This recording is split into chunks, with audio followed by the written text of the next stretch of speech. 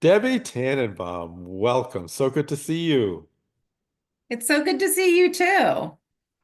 Welcome. This is such an opportunity for everyone to get to know you. Of course, anyone who does know you, whether working with you in person or online, knows this dynamo, this energy that is Debbie Tannenbaum, working with littles and with ed tech. So I'm really Mhm. excited for this opportunity. Talk to us some about how you got here, how you started, and how you became this force of energy on behalf of ed tech for littles. It's really kind of funny. I was talking to somebody about this yesterday and how I feel like over the last I would say maybe I would say five, but I would actually now say about 2, 3 years. I kind of feel like I've found myself and I kind of have like kind of reorganized or re invigorated my mind. This is my 26th year in education, and Right? I feel right now like a different person than that person who started. I started, like I said, 26 years ago. I was an elementary school teacher. Originally wanted to be an elementary school French teacher, realized it was Ah, really hard to discipline in French. yeah. And in my first year of teaching, discovered the magic of technology. Technology was not something I was originally interested in. I didn't even have a computer till I went to college. I did all of my work on those typewriters with the little floppy disks. Oh, yeah. Um, and I started to see the potential it had with my students. And this was back like or like late 90s. So it was a while ago. Yeah. Um, and I decided to get my master's in technology and graduated right after my oldest, who is 22, was born. Oh, And technology has changed a lot since then. But in a lot of ways, it has. And it's always so interesting to me because we were using technology to engage students, to give them opportunities to do things they couldn't do. Even back then, I remember we did a video chat with Scholastic and Colin Powell. I remember doing, these things where we were publishing students' writing. We're still doing those things. We're just doing them differently now. And where the tools we're using are, I think, easier to use. And I was always just really interested in that. I did a lot of work as far as in the schools I worked with, helping lead the one-on-one initiatives when they came in, working as a technology teacher for a few years. But it really wasn't until 2017 that things started to kind of pivot and change. Beginning part of my teaching career was a little tough, I'll be honest. It wasn't all unicorns and rainbows, and I definitely had some things in my past that I didn't feel like I had necessarily reached my full potential. And in 2017, I discovered Twitter, or what was previously known as Twitter, and it changed my entire life. I started listening to podcasts, I started connecting with people all across the country. And it turned out it wasn't that I wasn't reaching my full potential then, it was that I hadn't met my people yet. there you And go. once I met my people, things started to change. I started to be involved in Twitter chats. I got really involved in the Teach Better team. I got really involved in ISTE. And I started to see things really changing. And I guess it was in 2022, I got a thing to be an ISTE certified educator. I got a NASA scholarship. Yep. And at the beginning of 2023, I was accepted as an ISTE certified educator. It's probably one of the things I am most proud of. And Yeah. then right after that, I got to really connect with you. And Yes. as I became an ASCD emerging leader, Yep. um, and I've just continued to kind of grow and evolve. Last June, I was really honored to be an ISTE 20 to watch. Yes. And I just love what I do. It really hit me in March of last year that lots of people present and lots of people share what they're passionate about. But it's not, for me, it isn't about presenting to people and sharing things that's necessarily a K to 12, one size fits all. Right. I really believe, and it's something I advocate in all of the work I do, that elementary educators and their students have a unique set of needs. And with 26 years in that setting, I really understand those needs. And it's my goal to provide the type of professional learning that I wish I had had. A lot of it I kind of figured out on my own. Um, I don't want anybody to sit and read a slide to me. I don't want anybody to talk at me the whole time. I want to have an engaging presentation where I know I can take things and use them. And that's really what I've been working on, especially in the last 2 years. Um, I started presenting virtually in 2020. In 2021, I started that, let's try it in person. But this year, I feel like I've really kind of hit a new level, and I'm super excited about the opportunities that are going to be coming up for me in 2025. Lots of really Absolutely. cool things. Well, and it's such a classic educator story. All the great educator stories start with how we begin in our classrooms. I don't want to say in obscurity, but learning and trying and failing and learning and redoing. And so by the time you do explode onto the scene, all that experience and that knowing, and as you said, knowing your people, but also Yeah, knowing who you are and how you can add value when you work with educators. So yeah. yeah, a great story. Somewhere in there along the way, and as you said, we've been together more recently, but somewhere along the way, you made the shift from classroom teacher to a technology coach, for lack of a better title. When Mhm. was that, and how did that factor in? Um, That actually happened in 2018. After joining social media, I was in a school where I actually thought only social media was only for celebrities. I was in a Right. school where my principal really advocated for it. She got me on social media. Before I knew it, I was listening to podcasts, and the tech coach at my school at the time was like, "You should apply." And I was like, "But it's only my first year in the district." I had switched districts. I taught a long time in Maryland. Now I was in Virginia. And she goes, Yeah. "It doesn't matter." And they were really encouraging of me pursuing this position. And as I took that position the next year, I was like, well, I can't ask people to be on social media and do things if I'm not doing them. And so I kept just trying to do things to stay ahead. Yes. Um, my husband joked at one point that he thought he was a Twitterer because I was on so many Twitter chats. I didn't have time for anything else. I know Twitter chats now are not as popular, but I really got involved and I met amazing people who changed my life.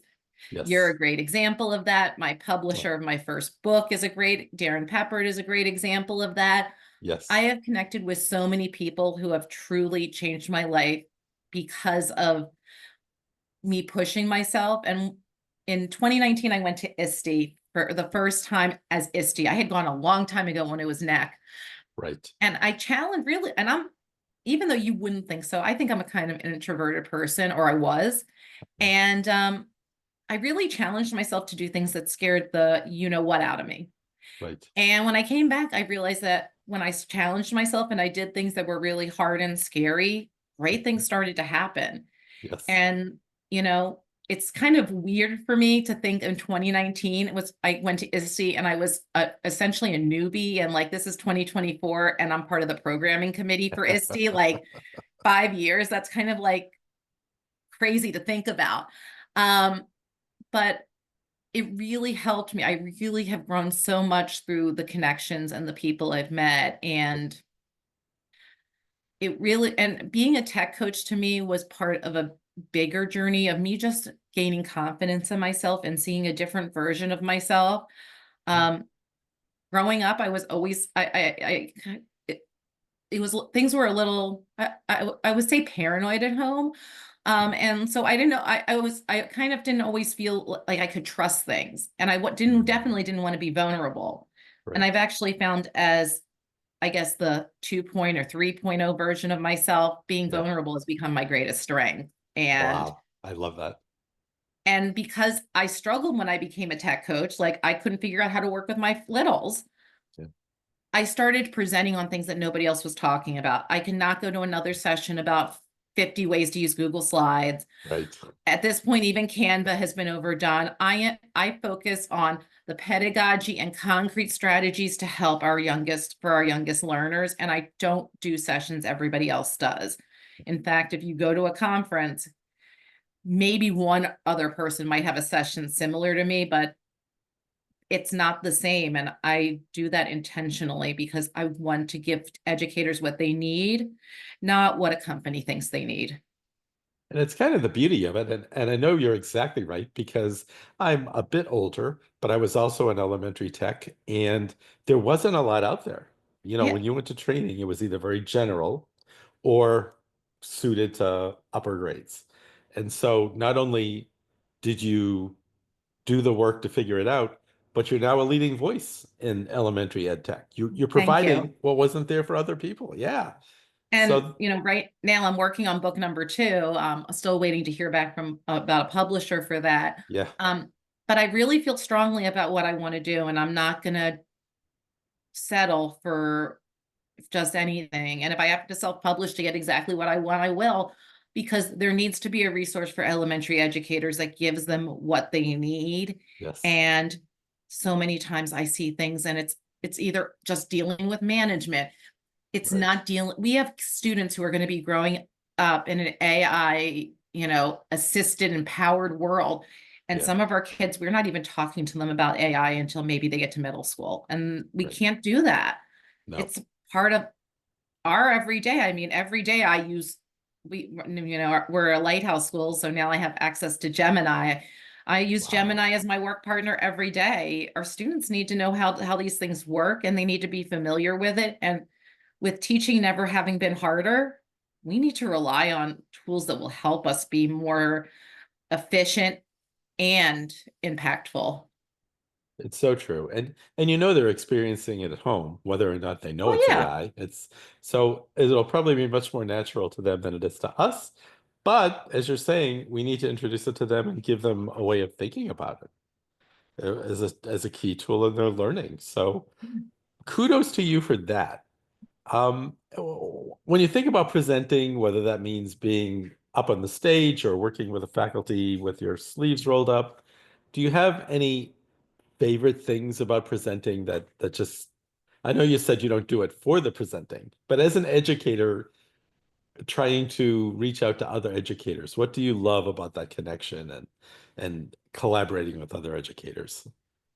I just love the fact that I meet educators in my sessions who are looking for answers. And I did a whole thing earlier this year where for one of the tech tools that I advocate for, Wixie, and I talked about my favorite sessions to do are a gift to my past self.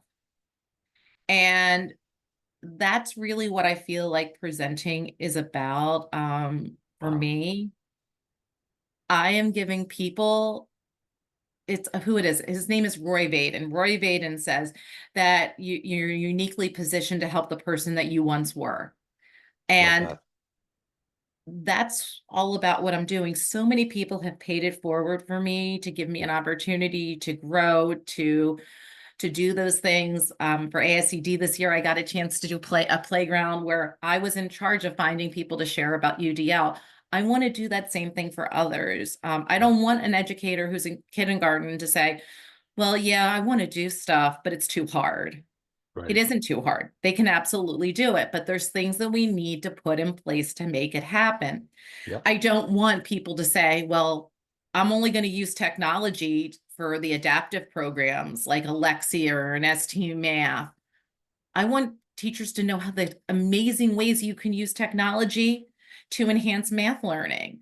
I want teachers to understand the ways that they can use these technologies. And so, and as a result of that, I've rebranded all of my sessions to be elementary focused because I was getting feedback from educators and they was like, your sessions are amazing. I just wish you had secondary things. Why was I Ah, trying to be everything when I really needed to be everything for the people who needed me the most?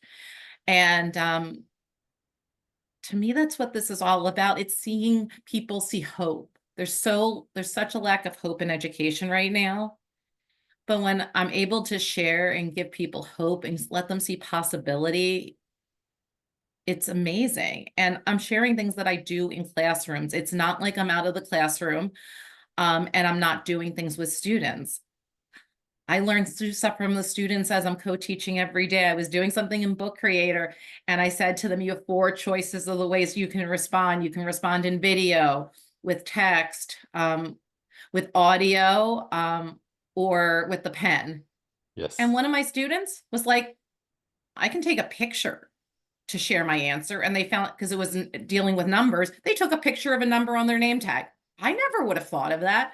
You know, I learn things from them every day. And I just love being given that opportunity to do that. And so everything I do really focuses on how that tech, what is the pedagogy behind it? And then how can we use technology to amplify that learning to make it so that our students feel invisible these days. Yeah. There's so much talking at students. We need to let our students voice. They don't necessarily need to, and we don't need to empower them. We just need to allow them to be heard. Yeah. And using a lot of these tech tools really helps our students do that. It helps them see things in new ways. It helps them so that they're not just being talked at because, you know, there's a lot of talking going on. And there's a lot of teachers who are frustrated, or teachers who are like, I can't do this anymore. There has to be a better way. We have to bring some of that joy into education. And my goal is to find some ways to do that as I'm sharing and presenting, and knowing that when people leave, they'll say things like, this wasn't like other presentations. You made me think differently.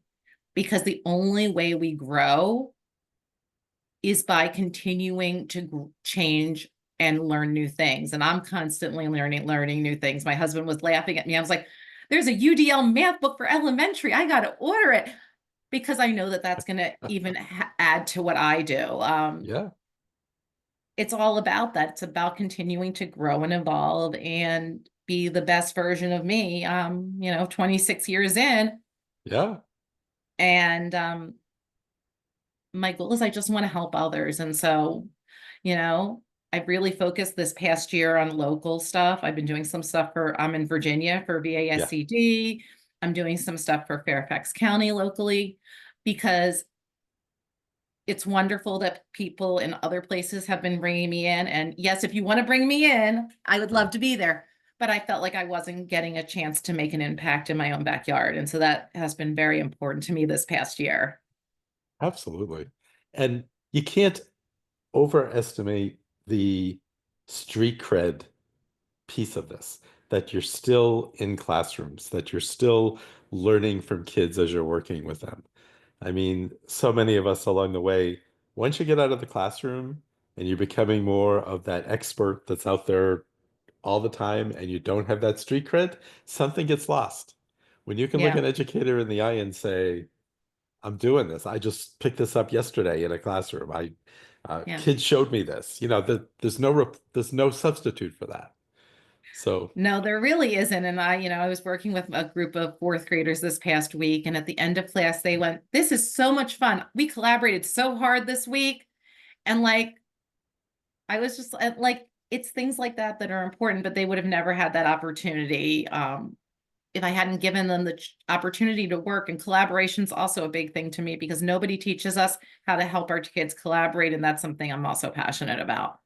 it comes through. Even I mean, we know each other in person, but even Right. on Zoom, it just comes through. So kind of love that. What I'd like to do is give you a few minutes to just look in the camera and talk to the audience. Maybe give a little excerpt from one of your favorite presentations where you're talking about your passion for technology and kids and learning, just so they get a feel for the Debbie Tannenbaum they get when you come to speak to their organization. So, well, however the spirit moves you this afternoon, please go ahead and talk right Okay. into the camera. Absolutely. So 7 years ago, I became a tech coach and I was so excited. I couldn't wait to work with my teachers and my students. And I was full of energy and joy. And I went to go sit with my principal and he was like, oh, by the way, you're on the master schedule. Well, for those of you who don't know what it means is that I was responsible for teaching specials. So I'm still full of energy. He says it's going to be 10 out of my 40 hours. That's not very much time, right? That's only 25%. So I'm like, I'm still good. And so I continue with my energy and I look at the schedule and I notice that I have my kindergartners and my first graders at the end of the day. Oh, Now, you might not think that's such a big deal, but it wasn't the end of just any day. It was on Thursdays and Fridays. And so I went to the person who had taught before, and I asked him for advice. And he was like, first week, just show them how to turn on and off the computer. Now, I had mostly worked with fourth and fifth graders as a classroom teacher. So I was like, that's it. But I went along with what he said and I showed them how to turn on and off the computer. And then the next week, I'm like, okay, they're going to be ready. And I have this great activity. I have all the steps listed. And I go ahead and I say, are there any questions? And nobody raises their hand. And then I take that first step and one hand goes up. And that next step and another hand goes up. And no matter what I did, I could not get all those hands to go down. Now, if you have ever played whack-a-mole, you know how I feel. It was impossible. I could not figure out how to stay on top of it. Didn't matter what I did. And so I went to the instructional assistants in my kindergarten classes and I was like, do you have any advice? They were like, well, just log them into the computers. That's what the previous guy did. And I looked at them and I was like, but they have to learn. If they don't learn, we're just we're just enabling that behavior. And they looked at me the way only a kindergarten IA can look at you. And they were like, you'll learn. But I knew there had to be a better way. And I struggled. I struggled through October and November. And then one December, I was listening to a podcast, the 10-Minute Teacher podcast, and I heard this woman. Her name's Pana Asafatana. And she was talking about having the same struggles as me. She was talking about having iPads thrown in her face. And no matter how carefully she went over all the directions, she couldn't figure it out. And she discovered she hadn't taught her students what they needed. One of the people I follow on social media, Greg Bagby, says it best. Our students might be digital natives, but they're not digital learners. We have to give them those skills. And Pana talked about using icons to do so. And in doing so, she led me to really examine how my teaching was going. And I started to explicitly teach my students icons. And I started to notice some really interesting things. Like I said, I used to want to teach languages. It was like teaching them the language of technology. And that first year, we ended up having a word wall, which was really great until the next year I realized that the icons had been changing a little bit. It wasn't okay to have them all up on the wall, and that's okay. And so I started experimenting more and more with icons. I also started to realize that I couldn't just give my students directions once and expect them to remember it all. I started to play around with video. Now, back in the day, Flip was my video tool of choice. Still mourning the loss of Flip. But I make videos to go over the directions. As adults, we would never expect to learn to have someone say something to us once and for us to get it without looking over it again. Video has been a huge thing. I videotape myself where I'm actually showing the students the directions. They can go back and listen to it. If they come and ask me a question, I can say, did you listen to the directions again? And if they say no, then I'll say, I'll be back. But one of the biggest things that I noticed as I started putting all of these things together was that I needed to make sure that every step of the journey was really clear. And when I became an ISTE certified educator in 2023, as I went through that process, I realized that as a classroom teacher, I had been really good at the world of rubrics. But as a tech coach, I stopped using them. And so I started playing around with rubrics and I created something that I call an EDU Rubicon. It has the icons on the left and then the criteria for success on the right. This is something that's so key for our students. And I give this to them. Our students need to know the expectations, but even more than that, our students need to understand how the technology connects to what we're teaching them. They need to know that tool and what that tool is helping them to do. And by using these EDU Rubicons, it's really made a difference with my students. It's really helped me to really look at what I expect from them.